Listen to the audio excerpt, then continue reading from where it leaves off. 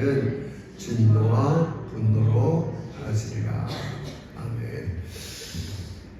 사랑하는 성도 여러분, 우리가 성경 말씀을 온전히 이해하고 깨닫는 것 너무나 중요합니다. 왜냐하면 하나님께서는 항상 우리랑 대화하실 때 하나님이 말씀한 것을 가지고 우리랑 대화하세요. 기준. 우리가 누구 얘기할 때 내가 예전에 너희들한테 이러지 않았느냐, 근데 너는 왜 그렇게 했지? 그러니까 그 말한 게 중요하잖아요. 말한 게 참 중요해요. 그래서 우리가 목사의 역할도 그래서 중요하죠. 성경을 하나님의 그런 의도대로 정확히 가르치는 게 너무나 중요하고, 성도님들도 그 뜻을 온전히 깨닫고 내가 갖고 있던 생각을 내려놓는 게 중요하죠. 그러니까 제가 기도 중에도 얘기했지만 우리가 이렇게 범하기 쉬운 실수는 뭐냐면, 하나님의 생각 뜻, 나를 향한 게 그렇구나, 그걸 동의하는데 머릿속에 있는 내 뜻과 내 생각을 내려놓지 않고 그대로 살아가는 게 우리의 반복된 문제일 수 있어요. 근데 그거의 대표적인 게 우리가 이미 했지만 유대인들이에요. 너희들은 말씀을 맡았고 오랫동안 하나님을 알아. 근데 그 하나님이 이야기하는 것으로 너희들이 살아가지 않고 안 바뀐다는 거죠, 쉽게. 그래서 그거를 우리 로마서에는 그냥 이해하고 들으세요. 표면적 유대인이라고 부르는, 껍데기만 유대인. 껍데기만. 그래서 지난주 뭐라고 그랬어요? 이면적. 진짜 내 내면에서 진짜 유대인이 중요하지, 표면만 유대인이 되는 것은 하나님이 너희한테 심판을 한다, 이 얘기를 했어요. 그래서 겉만 유대인인 게 뭐예요? 나 이스라엘에서 태어났어. 태어나니까 그들의 문화대로, 관습대로 난지 8일 되면 이렇게 할례를 받아. 그리고 그들은 자라가면서 먹어야 될 음식, 먹지 말아야 될 음식, 표면적으로 유대인의 모습을 갖췄어요. 근데 진짜 유대인은 뭐라고 했어요? 지난주 마음의 할례. 내가 마음으로 내가 하나님 뜻대로 살 수 없는 연약한 것들을 고백하고 예수 그리스도의 복음을 받아들여야 되는데, 여러분이 아는 것처럼 지금 유대인들, 이스라엘 백성들은 메시아를 지금도 기다리고 있지, 예수 그리스도를 하나님의 약속의 메시아로 받아들이질 않고 있어요. 그 얘기를 이제 바울이 1장에서 우리가 좀 달았어요. 그러니까 바울이 좀 미안하잖아요. 그러니까 이제 막 2장에서 이제 욕했단 말이에요. 욕을 하지만, 야, 유대인이라고 칭하는 너희들, 너희가 자랑을 하지만 너희 때문에 하나님이 이방인 가운데 모독을 받아. 너 그런 식으로 하면 안 돼. 그래서 뭐 그 다는 아니지만 지금 우리 반세미티즘, 반유대주의가 세계적으로 얼마나 심한지 몰라요. 자기들 선민이다 이렇게 하지만 뻑하면 전쟁 일으키고. 그러니까 이렇게 학계에서도 그래요. 유럽은 유대인들한테, 지금 이스라엘 백성들한테 빚진 게 있거든요. 홀로코스트라고 해갖고 여러분이 아는 것처럼 유대인들 600만 명을 유럽 사회가 그렇게 죽였기 때문에 신학에서도 그 여지가 많아요. 왜냐하면 유대인들이 돈을 많으니까 유럽의 신학자들에게 굉장히 스칼라십을 많이 줍니다. 그래서 최근에 신학자들은 친유대적인 책들을 굉장히 많이 냅니다. 그냥 제가 객관적으로 볼 때, 그래서 유대인들의 신앙 이런 걸 막 얘기해서 지금 보수적인 신학자들, 개혁주 신학자들과 신학적인 악이지만 악의를 많이 합니다.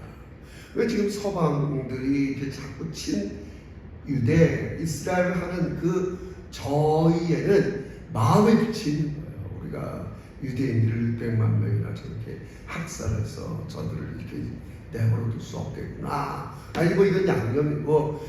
그러나 성경에서 얘기하는 하나님의 관점, 바울은 유대인들, 너희들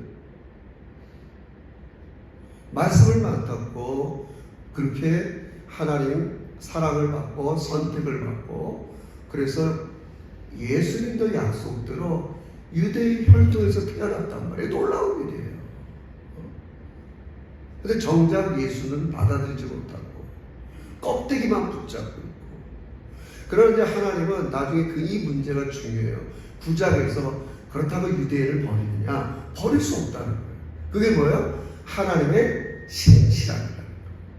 근데 인간은 그래요. 하나님이 신실하다고 그래갖고 그래 내가 이렇게 불신실하게 살아도 하나님은 신실하니까 날 안 버려, 이런 식으로 신앙생활을 하면 안 된다는 거예요. 그게 이제 제가 넘어갔지만 3장 1절서부터 8절까지 유대인들에 대한 이야기를 좀 더 덧붙이는 거예요. 복잡하지만 제가 이게 이야기로 이렇게 이런 거예요. 만약에 자, 여러분이 아는 것처럼 요셉의 12형제들이 있었잖아요.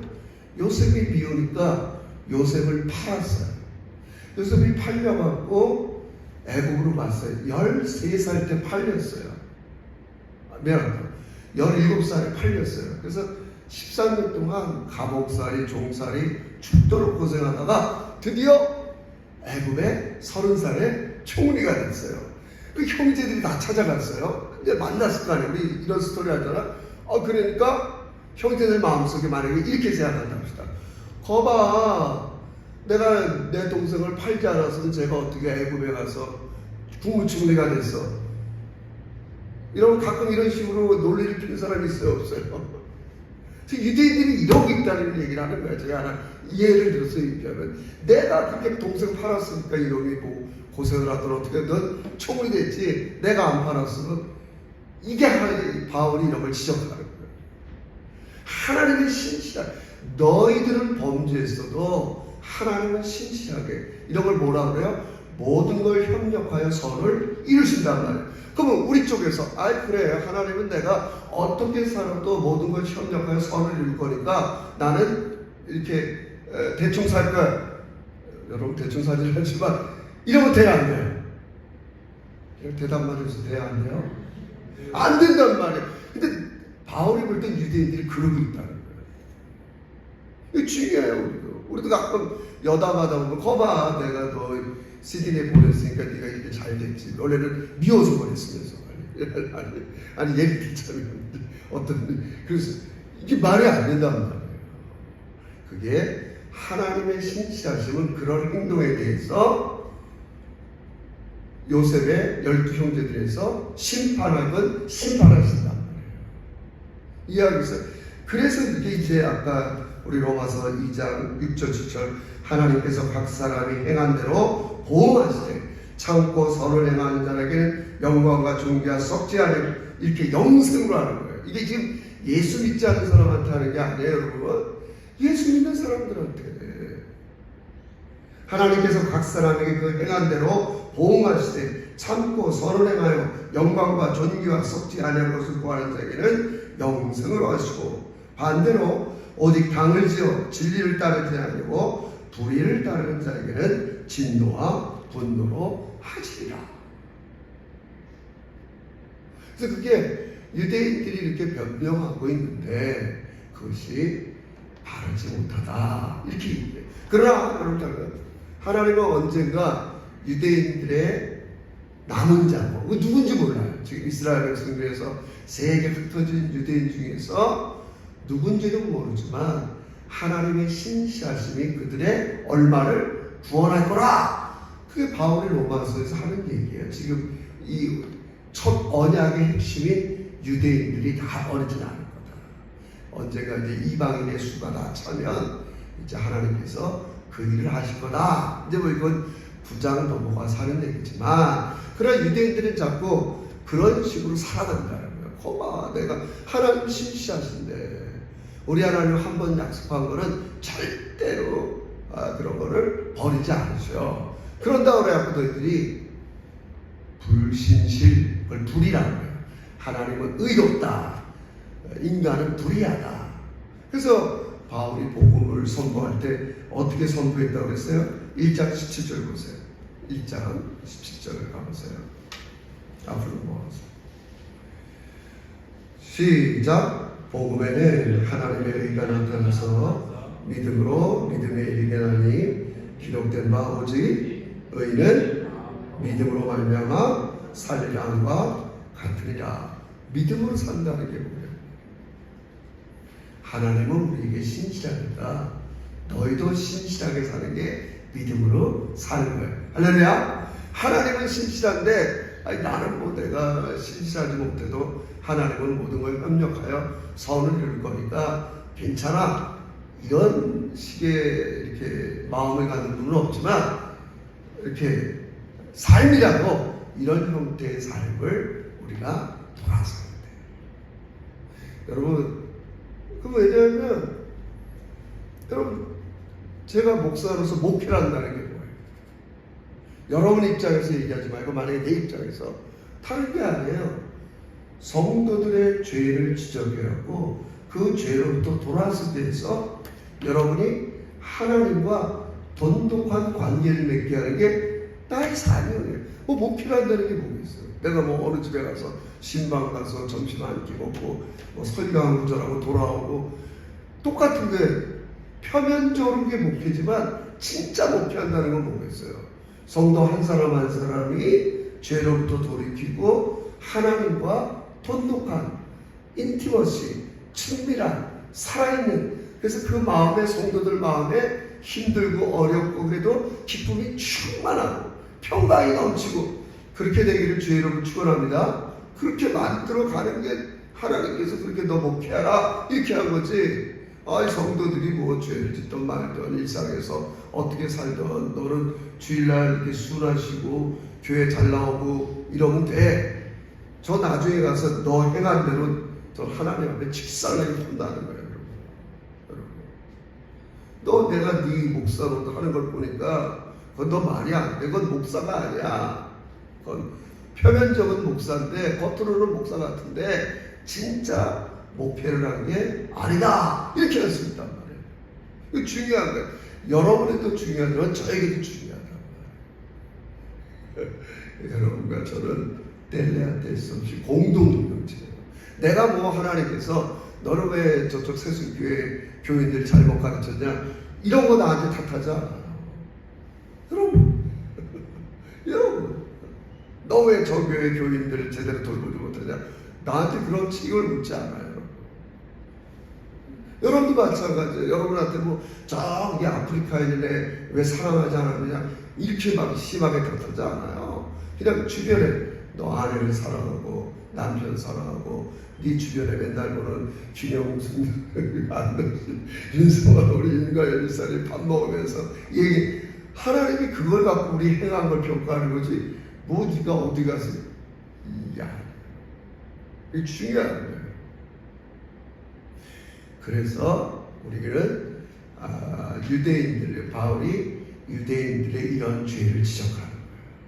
이방인들을 말할 거 없죠. 1장에서는 예수를 안 믿는 이방인들의 가장 큰 죄는 한마디로 말하면 우상숭배예요. 우상숭배의 정의가 뭐예요? 신뢰의 대상을 하나님께 두지 않고 다른 것에 두는 거예요. 이건 오늘도 우리가 똑같단 말을 자꾸. 내가 어떤 문제가 있을 때 이 문제를 해결할 수 있는 신뢰의 대상을 하나님께 두는 것, 그게 우리의 바른 자세예요. 근데 이게 불안해. 하나님 눈에 안 돼. 나한테 별로 말하지도 않아. 그러니까 우리는 자꾸 다른 것을 찾아간다. 그러니까 이런 것을 자꾸 고쳐나가야 돼. 하나님 눈에 보이지 않지만 다 듣고 계시고 다 알고 계시고 적절한 때 우리에게 알려주세요. 내가 그래서 하나님이 우리가 하나님을 알아가는 방법이 두 가지예요. 은혜를 체험해서 알아가는 거 하나랑 하나님이 내가 잘못했을 때 심판을 통해서 하나님을 알아가는. 그 심판이 나쁜 게 아니에요. 그래서 예를 들어 다니엘 때 다니엘서가 뭐라고 그랬어요? 이스라엘 백성들이 70년 동안 포로 생활한단 말이에요. 그래야 그들이 겨우 깨닫고 돌아간단 말이에요. 돌아가서 우리가 진짜 하나님 앞에 잘못 살았구나. 그래서 제가 가끔 얘기하잖아요. 그래서 하나님은 우리에게 트라이얼, 시련을 통해서 우리를 변화시켜요. 진실입니다. 제가 뭐 이렇게 얘기하고 있지만 성경 공부 3년 시켜서 사람이 변화되는 것보다 큰 시련을 한번 만나면, 이러면 제가 욕먹을 일인데 큰 시련을 만나면 하나님은 그 사람이 더 변화될 여지가 많습니다. 제가 그 진짜 내가 정말 큰 일을 만나면 정말 하나님 앞에 두 손 바짝 들고, 하나님 내가 잘못했습니다. 정말 하나님만을 의지할게요. 하나님밖에 없네요. 그때야 이제 변화되는 거죠. 근데 그 은혜도 또 아무나 주지도 않아요, 하나님께서. 그러니까 제가 그랬죠. 내버려 두는 게 가장 큰 벌이라고. 그러니까 제가 하는 말 아니라 성경 그냥 하는 대로 내버려 둬요. 그리고 쌓아요. 그래서 심판날 하나님께서 너 왜 그랬니? 그때 묻는단 말이에요. 근데 이거를 지금 해결해야 돼요. 지금 해결해야 돼요. 그러니까 우리가 이제 마지막 날 하나님, 지금 제가 얘기했어요. 하나님께서 각 사람에게 그 행한 대로 보호하시되 참았어요. 힘들지만 참고 선을 행했어요. 내 주변 사람들에게. 그런 사람들은 앞으로 영광과 존귀와 썩지 않을 거와 영생으로 하실 거예요. 그러면 하나님 만나기 전에 하나님께서 우리에게 주신 방법이 있다. 그걸 오늘 저는 메시지를 잡고 싶어요. 그래서 바울은 그 방법을 이제 3장 21절에서 얘기하는데 그걸 좀 아껴두고, 그래서 자꾸 얘기합니다. 이방인들도 헬라 사람들도 유대인들도 다 죄 안에 있다. 지금 그렇게 얘기하는 거예요. 그래서 9절에 우리가 읽은 대로 그러면 어떠하냐? 지금 유대인들이 신랄하게 비난했단 말이에요. 너는 껍데기만 유대인이지 먹는 거나 구별하려고 할례만 하면 유대인인 줄 아는데 그게 유대인이 아니야, 이놈들아. 마음의 할례를 받고 진짜 나를 주로 섬겨야지. 껍데기를 하나님을 섬기는데 너희들 마음은 다 나한테 떠나서. 근데 이 얘기 하다가 좀 이제 그러면 다른 사람은 낫냐? 아니라는 거예요. 그래서 우리 9절 읽어봅시다. 바울이 지금 죄를 지적하는 거예요. 제가 지적하는 게 아닙니다. 9절 다시 한번 읽읍시다. 시작. 그러면 어떠하냐? 우리는 나으냐? 결코 아니라 유대인이나 헬라인이나 다. 네, 자, 성경이 여러분과 저를 왜 우리가 예수를 믿고 나서도, 이거 좀 말이 좋지만 하나님 뜻대로 살지 못하느냐? 우리는 예수를 믿었으나 우리 본성 자체가 다 죄 안에 있다. 물론 여러분 이제 이거 좀 조심해요. 죄 안에 있다는 말은 죄를 인격화시키는 거예요. 죄 짓는 거예요. 자꾸 누가 나를 죄 짓게 한다는 거예요. 그런 세력들이 있다는 거예요. 죄를 짓게 하는 거예요. 죄를 짓게.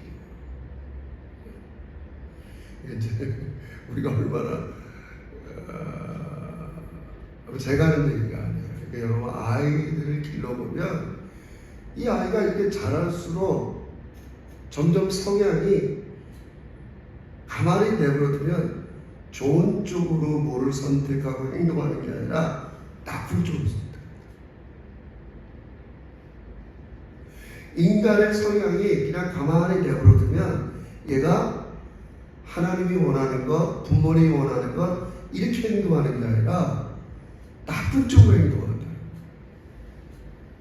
그거를 바울은 이렇게 표현을 해요. 11절 보세요. 이렇게 표현해요. 11절 12절 봅시다. 시작. 깨닫는 자도 없고 하나님을 찾는 자도 없고 12절 다 치우쳐 함께 무익하게 되고. 이게 치우쳤다는 거예요. 인간의 생각, 의지, 마음이 치우쳐 있어. 하나님께는 치우친 게 아니라 자기 중심. 죄의 성향으로 치우쳐 있다. 인간의 본성. 그죠? 예수를 믿었으나 인간의 본래의 성향이 치우쳐 있다.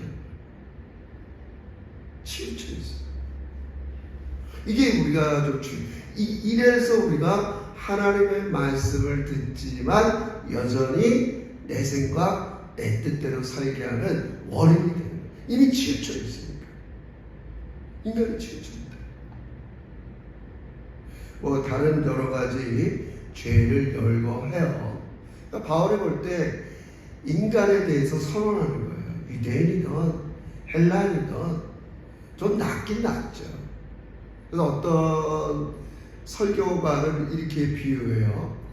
맨니 바닷가에, 제가 그냥 지어낼게요. 그냥 이렇게 한국 서해안에서 중국까지 제일 빠른 데가 그 산동만으로 합시다.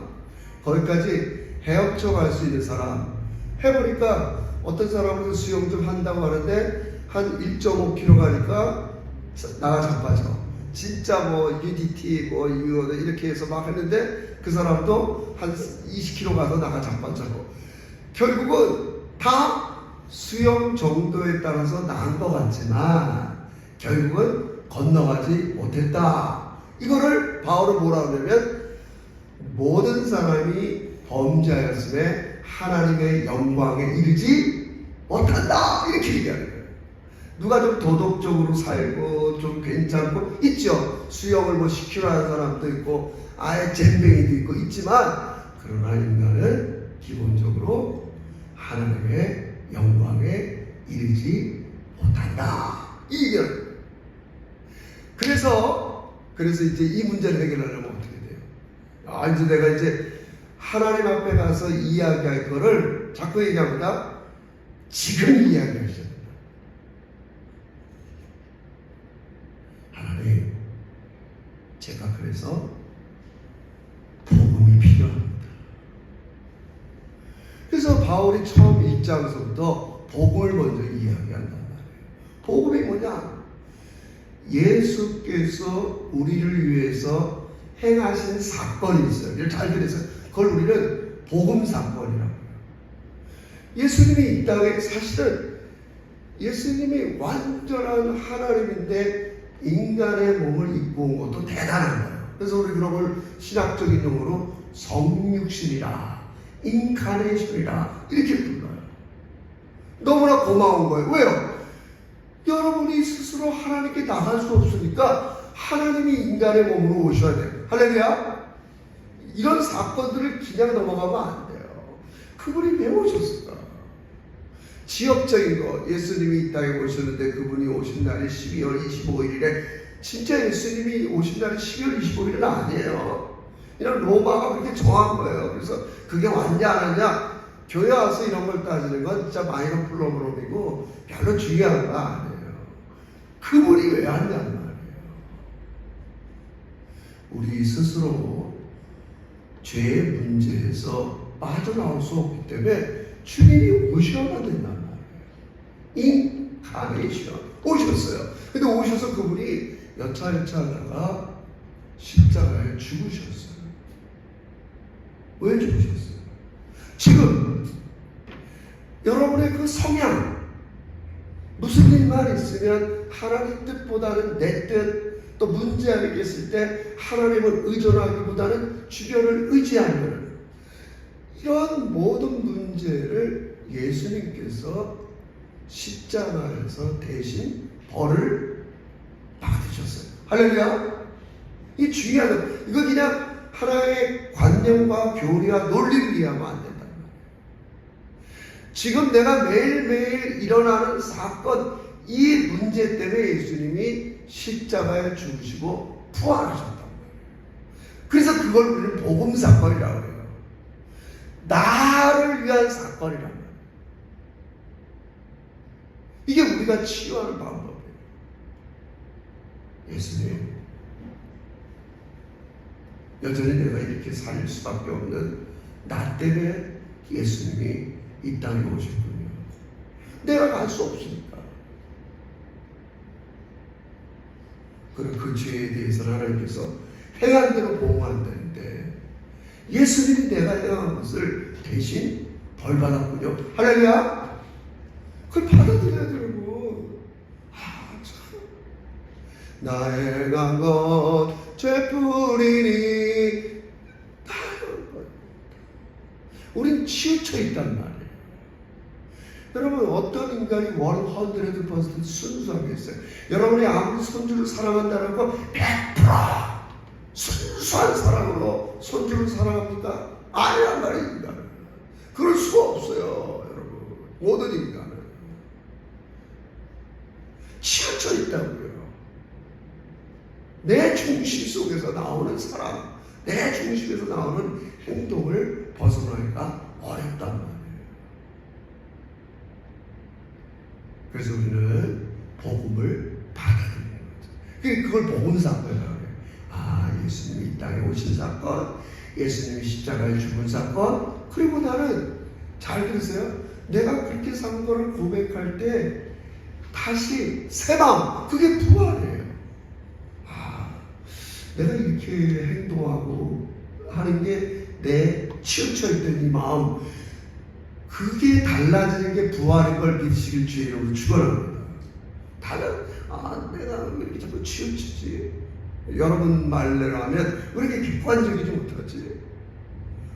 제가 어떤 우리가 사람 문제가 있을 때 정말 이렇게 예수님이 좀 말할 법한 말로 이렇게 해야 되는데 다 내 입장에서 얘기하잖아요, 모두니까. 다 그게 안 된단 말이에요, 잘. 그래서 그런 것들을 우리는 예수의 복음 사건을 믿으시기를 주의 이름으로 축원합니다. 그냥 믿으라는 게 아니라 주님이 그렇게 하셨군요. 내가 그렇게 말했던 거, 행동했던 거, 이런 모든 나의 연약한 죄를 대신해서 우리 예수님이 값을 치르셨군요. 난 진심으로 믿어요. 그리고 나 이제 새 마음으로 살래요. 그래서 제가 얘기했잖아요. 복음 사건 중에 하나가 우리 이걸 잘 안 따져요. 그분이 승천이다. 어디 계세요? 하나님 우편에, 사도행전에 이제 부활 승천하셔서 하나님 우편에 앉아 계셔서 지금 이 세상을 통치한단 말이에요. 그래서 우리가 복음이 뭐라 했어요? 하나님이 지금 여러분의 삶의 주님이 되신다. 이게 복음의 내용에 들어가야 된단 말이에요. 하나님을 주로 살아가는 삶, 그게 우리가 믿음 생활하는 거예요. 근데 아까도 얘기했지만 그렇게 살지 못할 때가 있어요. 우리 인간 왜 그런다고 해서 가장 대표적인 게 치우쳐있기 때문에. 지금 바울이 전할 때 잘 깨닫는 자도 없고 찾는 자도 없고 다 치우쳤어. 치우쳐 있단 말이에요. 인간의 본성 자체가 가만히 두면 하나님을 찾고 하나님을 의지하고 이런 게 아니라 가만히 내버려두면 자기 중심, 자기가 문제 해결자, 이렇게 우리 성향 자체가 바울은 치우쳐 있다고 선언한단 말이에요. 이거의 해독제가 뭐예요? 이런 죄의 해독제를 어떻게 우리가 해결할까요? 그게 복음인 걸 믿으시길 주의 이름으로 축원합니다. 할렐루야. 복음을 딱 이해하고 그 복음과 함께 내 죄와 함께 예수님이 죽은 십자가, 예수님의 죽음과 함께 내 죄가 죽었습니다. 그걸 진심으로 믿고, 그래서 예수님의 부활하는 게 내가 이제 새 마음이 됐습니다. 내 안에 그런 옛 마음이 아닙니다. 그 새 마음을 갖고 돌아가셔야 된단 말이에요. 여러분 집으로 돌아가는 교회를 새 마음을 갖고 가신단 말이에요. 그리고 이제 내 마음에 하나님을 주로 모시고 그분과 기쁨과 평화와, 그러니까 이제 바울이 그런 말을 하는 거예요. 그래서 그렇게 삶을 치우치면 어떻게 되느냐? 17절 18절 보세요. 17, 18. 바울이 그냥 하는 얘기가 아니에요. 17, 18 시작. 평강의 길을 알지 못하였고 그들의 눈앞에 하나님을 두려워함이 없다. 그 인간이 이렇게 그러니까 평강이기를 몰라요. 예수를 믿는데 기쁨과 평강이 사라진단 말이에요. 그걸 이제 진단하는 거예요. 그걸 왜 그런 줄 아니더라. 모든 인간이 다 죄 아래 있기 때문에 그래. 너 이 문제를 어떻게 해결할 거야? 어떤 해독제가 필요해? 그게 복음이야. 예수의 사건, 복음 사건. 그분이 나를 대신해서 죽으시고 부활하시고. 근데 더 중요한 건 뭐라? 더 중요한 건 그분이 지금 승천하셔서 나의 삶의 주인이 되셔야 평강이 넘치고 기쁨이 넘친다는 이미 이 얘기를 하고 싶은 거다. 예수를 믿었으나 네가 여전히 네 삶의 주인 노릇하면 치우쳐 있으면 지금 그 얘기하는 거예요. 계속 치우쳐 있으면 평강이 없어. 하나님을 두려워하지도 않아. 이 얘기합니다. 자, 이렇게 이제 하나 성경의 예를 들고 오늘 설교를 마무리하겠습니다. 자, 이렇게 가장 저는 개인적으로 성경에서 위대한 설교 몇 편 있는데 그 한 가지가 나단이라는 선지자가 다윗이 잘못했을 때 다윗을 불러요. 그게 목회예요. 제가 보니까 뭐 선지자 뭐 그때 무슨 교회가 있어요. 뭐가 있어요. 선지자들이 목회를 하는 거예요. 왕도 잘못했을 때 왕을 불러요. 다윗을 부른단 말이에요. 뭘 잘못했을까요? 다윗이 사무엘하 14장에 보면 어느 날 안정돼서 이제 자기가 친히 전쟁을 안 나가도 되는데 이렇게 보니까 요나단도 저게 너무 아름다운 여자가 목욕하는 걸 봤다. 저 여자 누구니? 보니까 우리아라는 장군의 부인이야. 데리고 와라. 그래서 강요를 했어요. 여러분한테.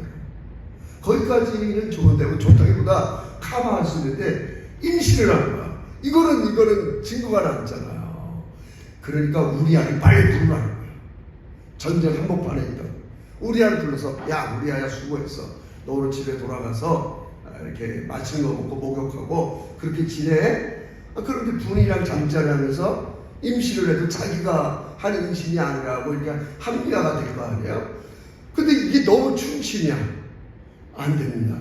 지금 나의 주 요압 장군은 최전선 가서 싸우고 있는데 내가 어떻게 여기서 편안히 목욕하고 우리 와이프랑 먹고 마시면서 그렇게 지내겠습니까? 이놈이 안 하는 거예요. 부인과 잠자리를. 그러니까 또 하나 계략을 생각했어. 요압을 딱 부른 다음에 이번 전쟁에서 가장 위험한 최전선에 우리아를 내보내라. 왜요? 죽은 게임 끝나니까. 그대로 됐어요. 우리아가 최전선에서 죽었어요. 그래서 이제 그 후로 부인도 없나 남편도 없나 미망이니까 그 여자를 합법적으로 데려왔어요. 다윗은 이제 안심했어요. 이제 다 문제가 해결됐나 보다. 내가 이렇게 치명적인 죄를 졌어도 아무도 모르지. 이랬는데 하나님이 누굴 보낸 거예요? 나단 선지자를 보낸 거예요. 이게 제가 이런 게 목회하는 거란 말이에요. 왜? 만약에 그 죄를 다윗이 고대를 두어서 하나님 만나서 보세요. 내가 너한테로 보호했을 때 나단이 예를 들면서 설교를 잘했단 말이에요. 야 어느 집에 큰 부자가 있어서 걔는 양과 소가 많아. 근데 어떤 집은 겨우 양 한 마리야. 근데 손님이 왔는데 자기 집에 손님이 왔는데 자기 집 양과 소를 아끼려고 저 가난한 양 한 마리 있는 그 양을 잡아다가 이 손님을 대접했다. 그러니까 다윗이 어떤 놈이 그래. 그런 불의한 놈이 어디서 막 하니까 놀라운 말이에요. 당신이 크다. 다윗이 거기에서 자기 안에 있는 죄를 해독한단 말이에요. 그게 복음이란 말이에요. 즉 하나님은 여러분의 죄를 지적해서 까발려서 정죄하고 넌 이런밖에 안 되고 이런 분이 아니에요. 여러분을 세상으로 치유하는 거 믿으시길 주의로 축원합니다. 할렐루야. 이게 중요하단 말이에요. 예배당에 나오는 이유가 교회를 나오고 하나님을 믿는 이유는 여러분의 이런 마음, 숨어있는 죄들, 이 모든 것들을 복음으로 치유하는 거 믿으시길 주의 이름으로 축원합니다. 할렐루야. 너무 신나야 돼요. 그건 여러분이 한 게 아니에요. 나는 하나님의 관점에서 자백하고 고백하고 죄를 미워할 뿐이지만 그 형벌을 누가 받으셨어요? 예수님이 받으신 거 믿으시길 주의 이름으로 축원합니다. 감사해야 돼요. 감사해야 돼요. 거기서 우리 다시 출발하는 거예요. 새롭게. 예. 아까 얘기했어요. 그런 것만 믿고 하나님은 아무리 나를 잘못해도 예수님이 나의 대신 죽었기 때문에 나는 괜찮아. 그 유대인들의 마음이라고 했어요. 아까 그거 지적한다고 했어요. 그렇게 하면 안 된단 말이에요. 이게 바울의 의도예요. 그래서 바울은 시편 51편의 유명한 시를 짓는 거예요. 그게 참회의 시예요. 왜? 거기서 자기의 죄가 이렇게 뭐라 그럴까? 잘려나가는 이런 어떤 사람이 암병 걸리면 일단 암을 제거해야 되잖아요. 그것처럼 내 안에 숨어있는 암병 같은 죄악을 풀어내는 거예요. 다윗도 멀쩡할 때는 자기가 그 여자를 겁탈할 줄은 죽어도 몰랐어요. 이제 아무 문제도 없고 편안하니까 그런 게 보이는 거예요. 막 바쁠 때, 분주할 때, 막 이럴 때는 하나도 안 보였던 것들이 막 보이기 시작하는 거예요. 하나님은 여러분을 이렇게 치유하기 원하시는 걸 믿으시길 주의 이름으로 축원합니다. 우리는 알지 못하지만 내 속에 도사리고, 나중에 여러분 다 이제 성경을 보세요. 아벨과 가인 볼 때 가인한테 하나님이 야, 네 속에 지금 죄가 도사리고 있어. 좀만 있으면 네 동생 죽이겠네. 지금 미워하는데, 하나님은 그래서 가인을 미워서가 아니라 그렇게 죄를 안 짓도록 케어하시려고 하는 거예요. 너 그거 좀 다스렸으면 좋겠네. 근데 가인이 말을 안 듣는 거예요. 어느 날 때가 되니까 가인이 아벨을 죽이는 거예요. 와, 미움도 가득하게 이 마음인데 지금 10가지 받았어. 하나님은 내 예배는 안 받는 것 같고, 아벨만 사랑하는 것 같아. 와, 그때 마음에 도사리고 있던 쥐개 같은 죄가 아벨을 죽이게 된다. 사랑하는 성도 여러분, 하나님은 여러분이 드러난 죄든 마음속에 있는 죄든 이런 모든 것들을 복음으로 해독하기를 원하시는 거 믿으시길 주의 이름으로 축원합니다. 이거 없이 그냥 우리가 매일매일 그냥 신앙생활에서는 안 됩니다.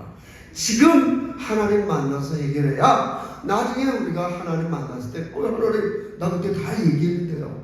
2026년 예배에 와서 진심으로 다 얘기했어요.